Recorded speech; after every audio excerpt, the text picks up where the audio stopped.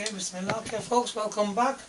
Looking at clip 98, a grade C GCSE style question. Today is the 9th of the 12th, 2013, looking at the topic of recurring decimals. I'm dedicating this video to my class in school, 11S6. So folks, pay attention. So we have 0.12. So this is a recurring decimal, that's indicated by the two dots on top, which means that this number will look like this. If you had it on the calculator.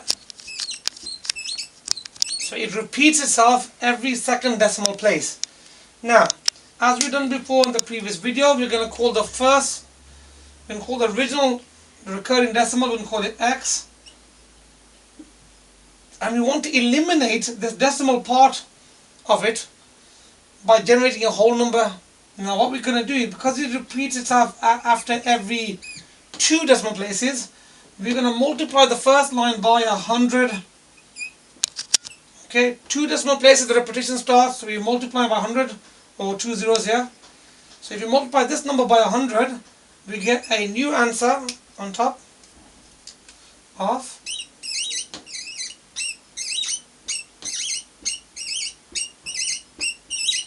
okay, and as you can see here, it matches nicely. So the decimal part of the number, the ones match up, the twos match up, then the one, then the two. That's our intention, is to get the decimal part of this question eliminated and to be left with a nice whole number that we can deal with. So we said the original number was 0.121212 going on forever. We then multiply that by 100 to generate 12.12121212. So it's the same number but with the 12 at the front because it moves the decimal point 2 places. Now everything is lined up nicely. So we can eliminate this decimal part by subtracting.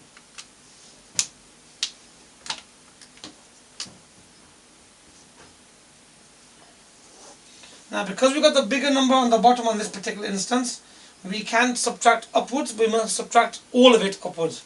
So you have 100x minus x will give us 99x. We have 12.12121212 minus 0.12121212 will give us a nice lovely whole number 12. And in the process of doing this, we have the decimal part of the number has been eliminated, the recurring part, leaving us nice whole numbers to rearrange and get a nice fraction. So the idea is to change this recurring decimal into a fraction, and we are on that process right now. Let's move on to the next step. So now we have, so this x here represents the recurring decimal which is there. Now we've got nice whole numbers on either side. Opposite of multiplying x by 99 is dividing by 99. So x is equal to 12 over 99. Okay, so this x is equal to the decimal number is also equivalent to this fraction here now. But we need to simplify it down if we can. So let's have a look at that process. So 12 and 99 both share the highest common factor of 3. So 12 divided by 3, that will give us 4 on the top. 99 divided by 3, that will give us 33 on the bottom. So we can say now quite confidently that 0.12 recurring, which we called our x, is equal to this.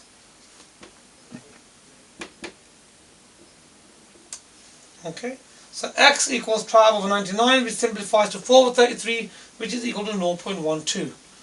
So the theme is this: if we have two digits which are recurring, we multiply by 100. If we had one digit recurring like in the previous video, we multiply by 10 to make them level up and to eliminate the decimal part. And if there's going to be 3 digits, then we multiply by 1,000, and so on and so on. Okay, thank you very much for joining us on this particular video.